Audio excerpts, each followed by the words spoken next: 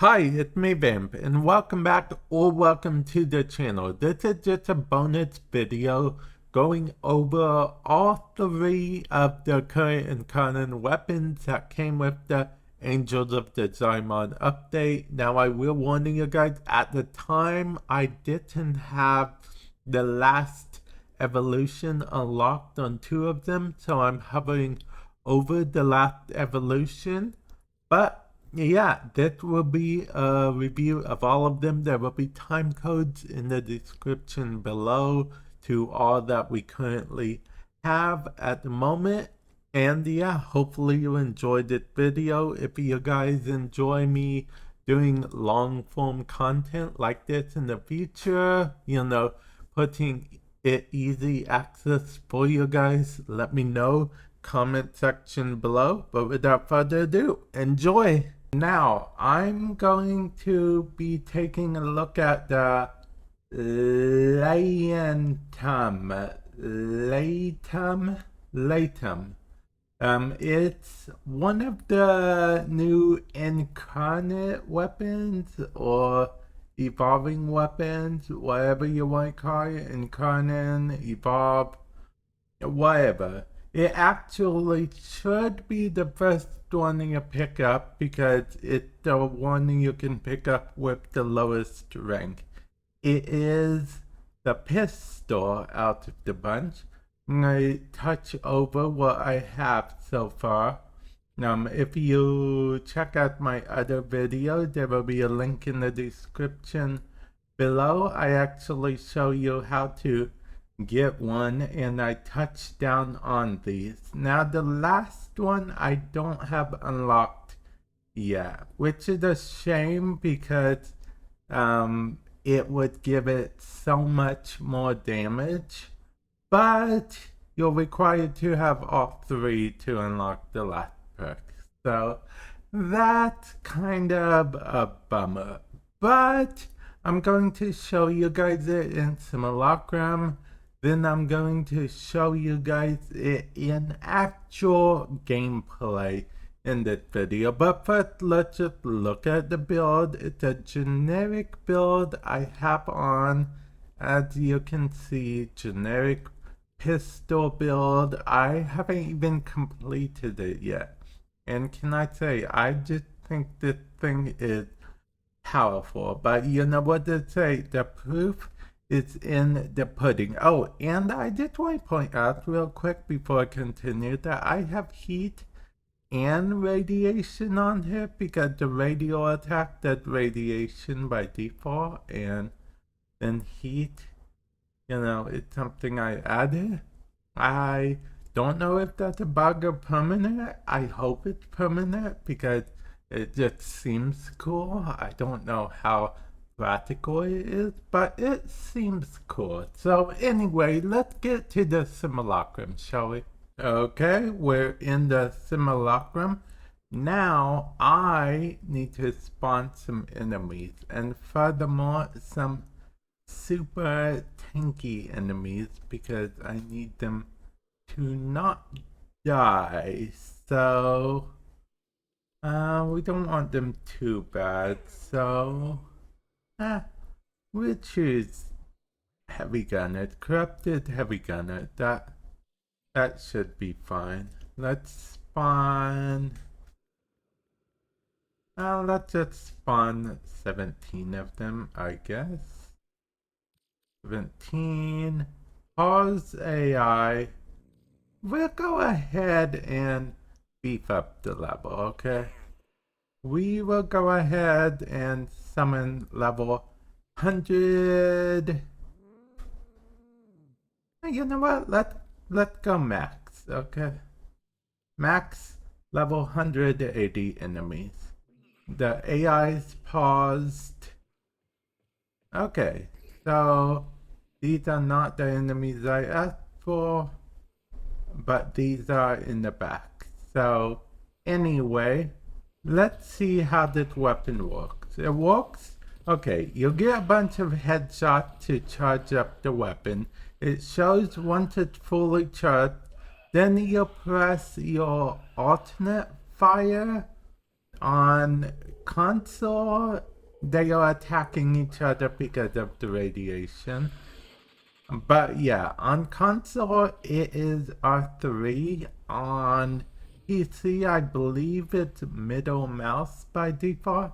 And then you'll see this is the alternate fire. As you can see, it just totally melts.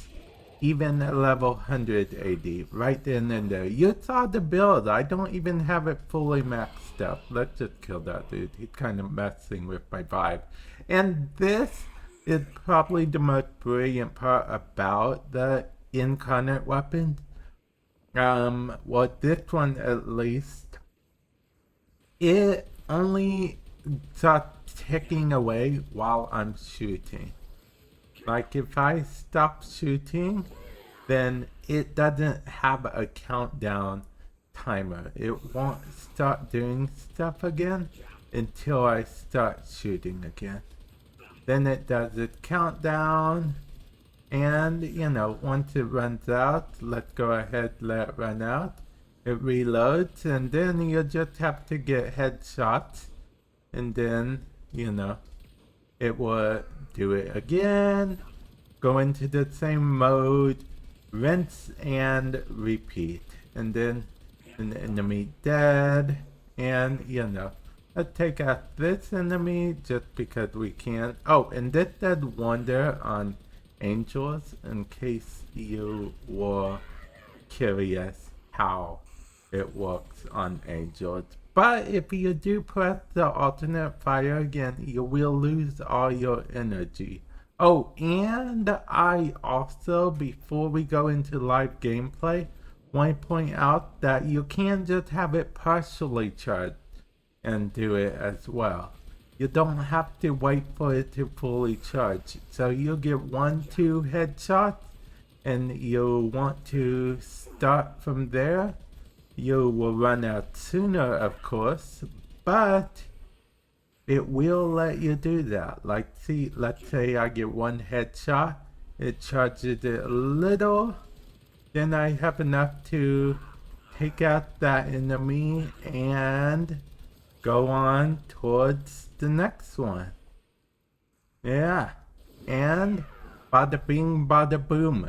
Now, let's get into actual gameplay, you know, real case scenarios, shall we?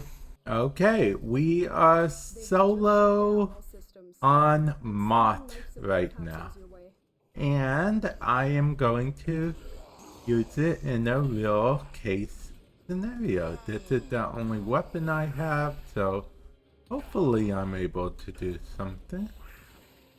I'm not the best at headshots in the world, but as you can see, I did get 1. Of course, it seems to depend on the quality of enemy, how much it actually gives me per headshot.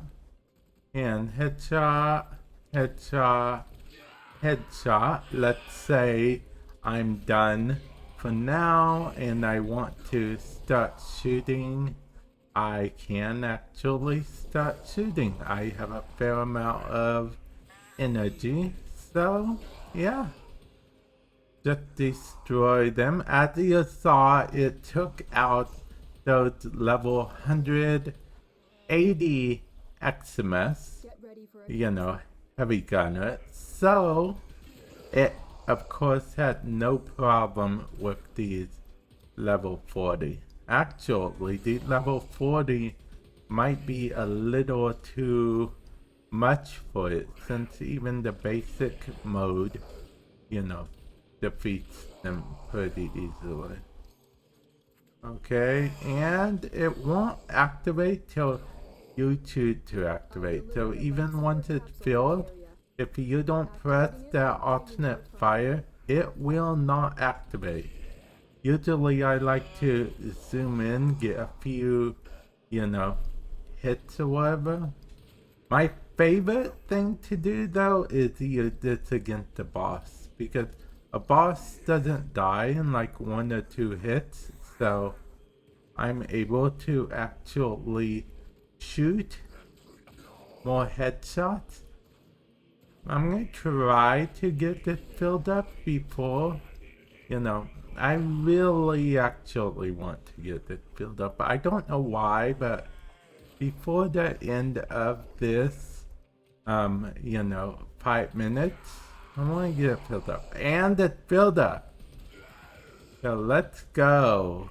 Okay.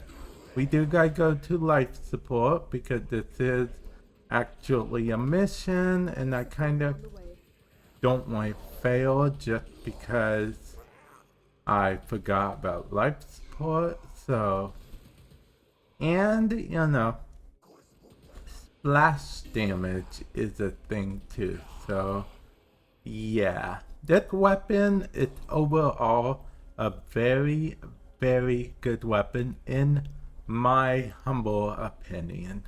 Now, will it be better once I get the final perk?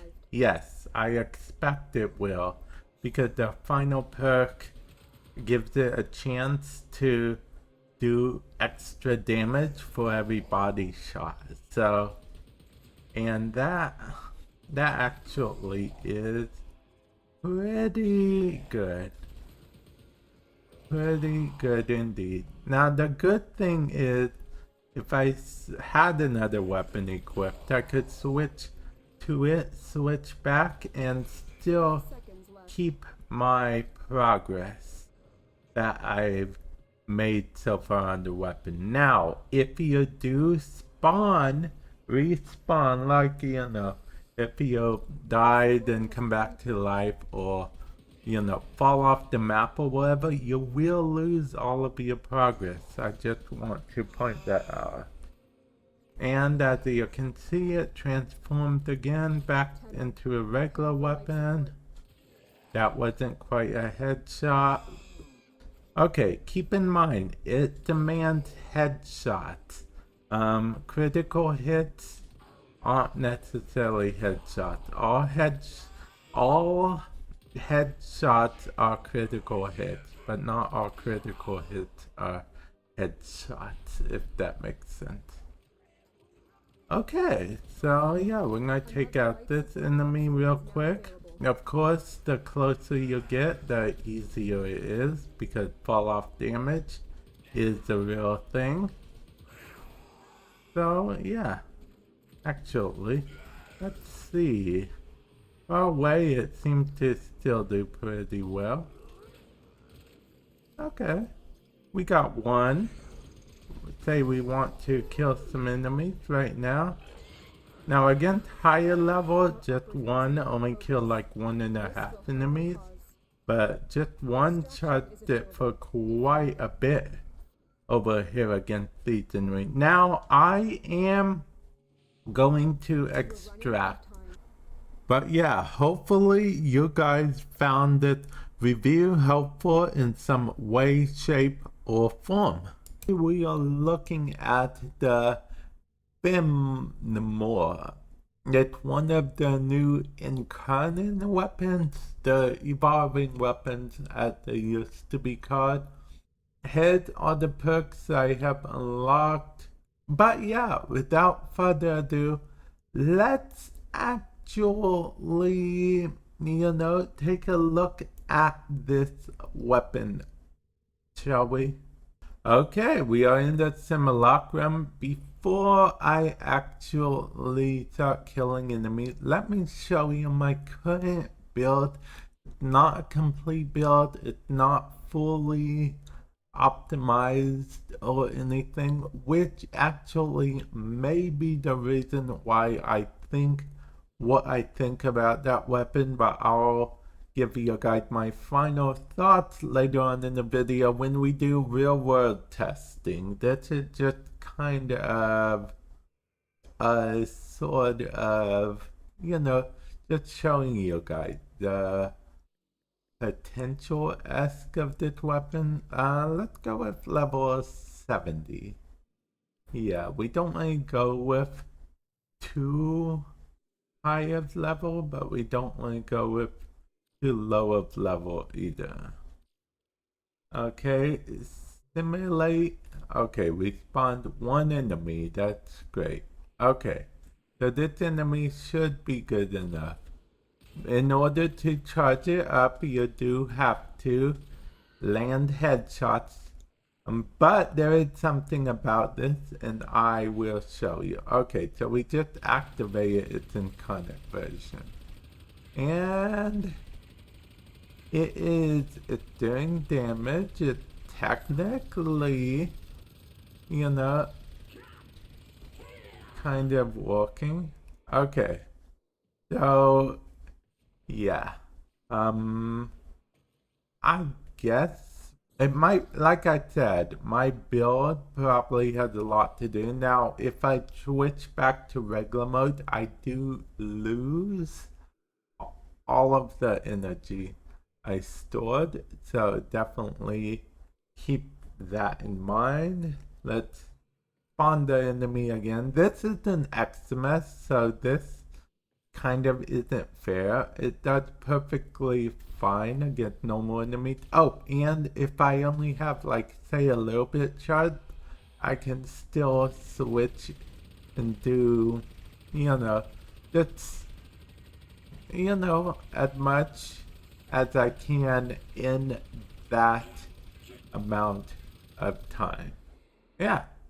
And then it goes back to regular mode. Now there is currently a bug that it would just stop shooting in incarnate form, so you'll have to manually switch it back to regular form. You'll switch it between form by pressing alternate fire. Alternate fire on console, it's R3 by default. On PC, I believe it is the middle mouse button. I could be entirely wrong about that.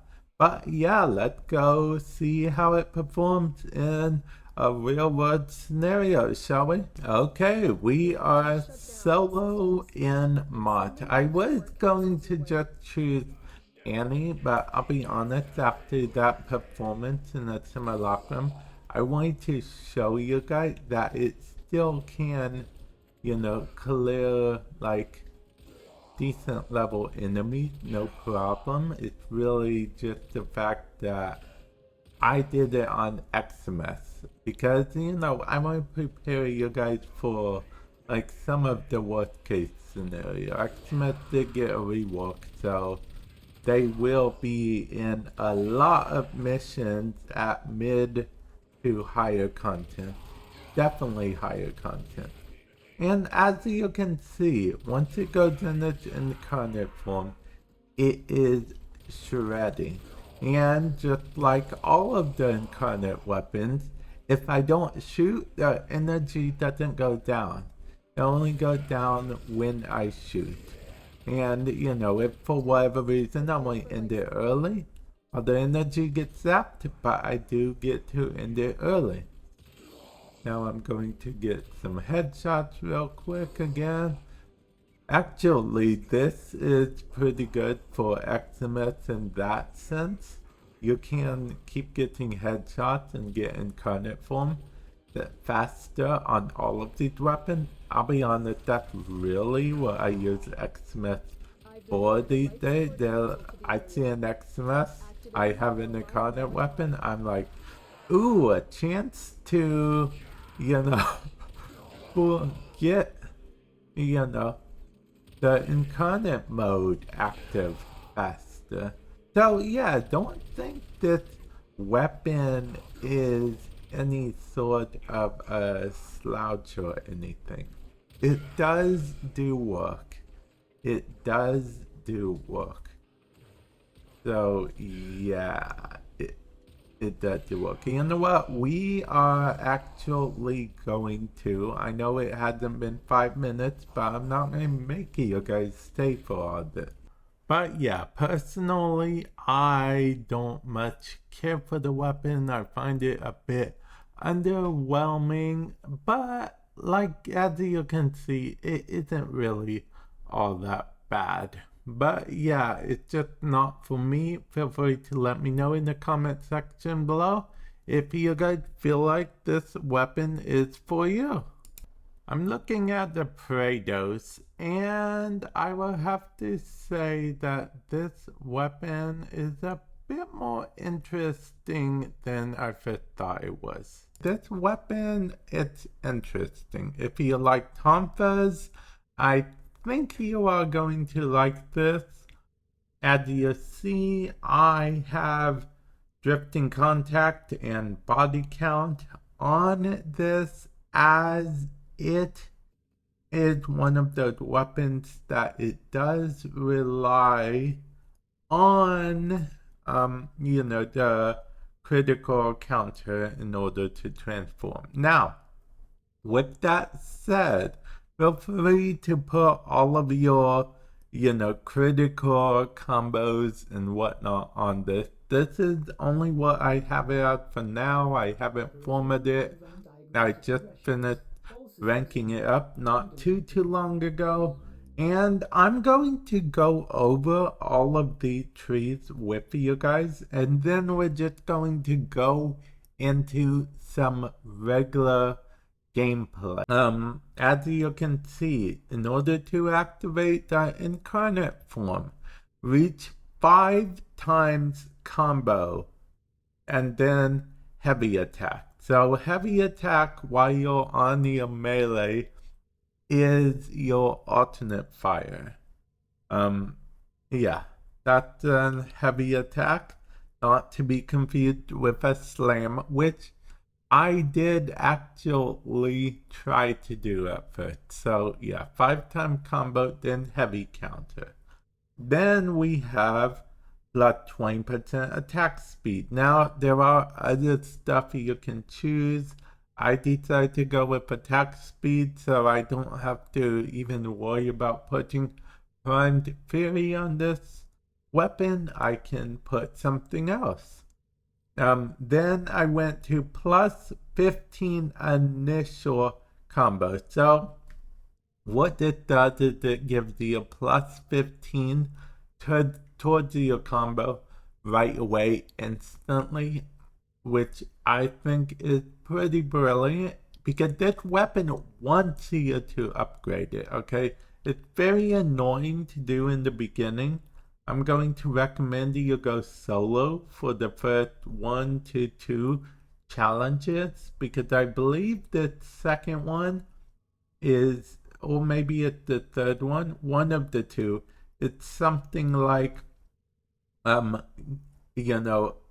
put this weapon in the incarnate form 6 times, and you need to get a 5 times, combo counter, then heavy attack. But on public anyway, with people just destroying everything in one hit, it's kind of hard to do. So yeah, that's where I didn't like this weapon.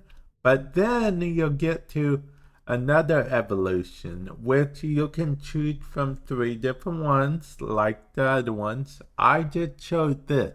Reach 3 times combo and heavy attack to activate incarnate form. So instead of 5, it's now 3.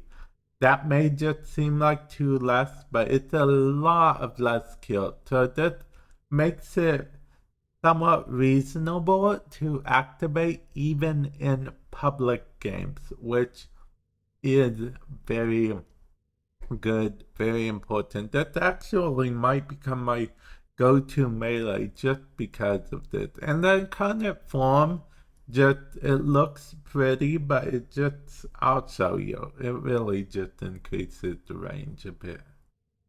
And then for the last one, I chose heavy attack wind-up speed so I can get in incarnate form a bit faster, but there really wasn't too much of good options in my opinion.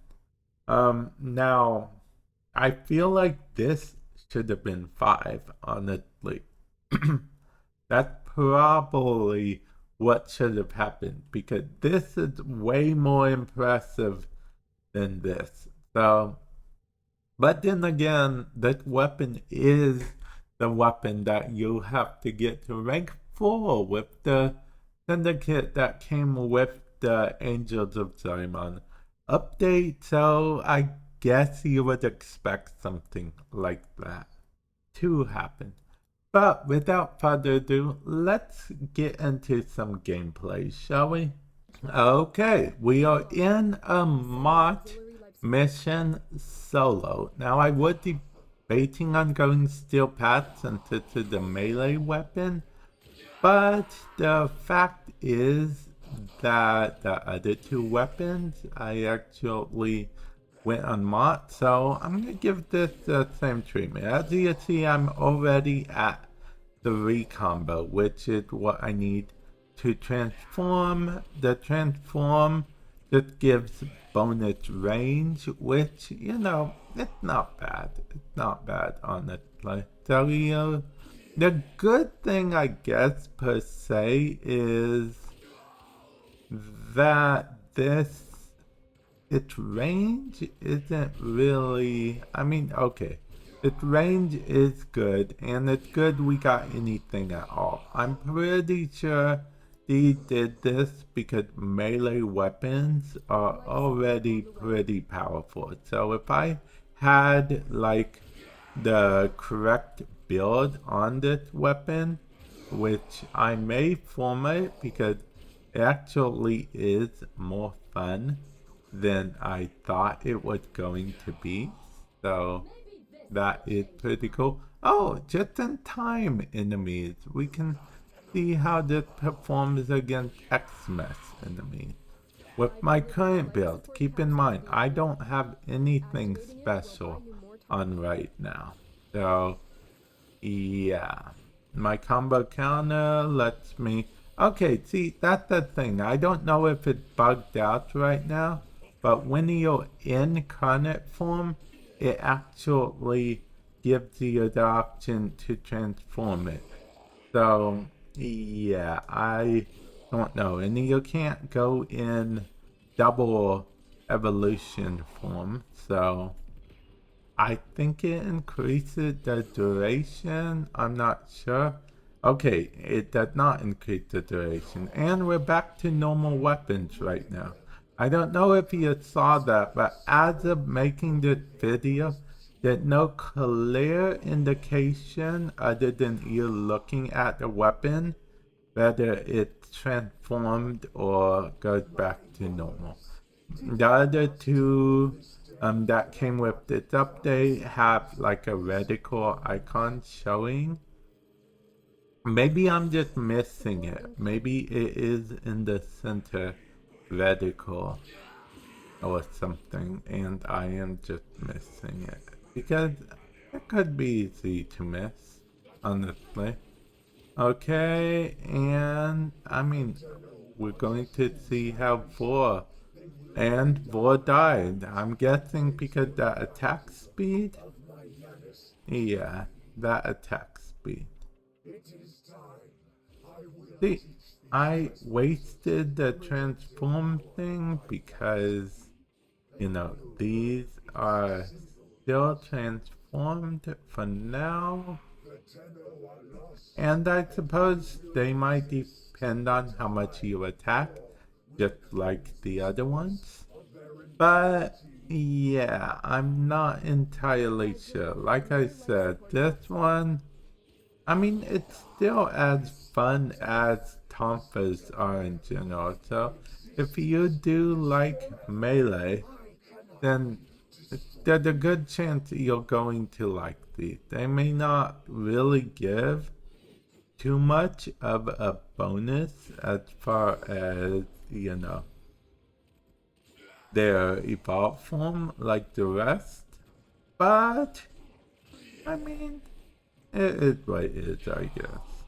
I'll be honest, if I'm being perfectly honest, I am a little disappointed with these, only because they will rank for a weapon to get, and presumably the harder to get weapon is the better weapon. That's usually how it is. But melee's already great as it, so I'm truly torn on this. Actually, let me know comment section below, is this the weapon you want to go for? If anything, the biggest reason I'm happy to get this weapon is because I was able to fully rank up all the other weapons, all the other incarnate weapons, thanks to this weapon, because they all have that third and final, you'll have to have it equipped on, one equipped in each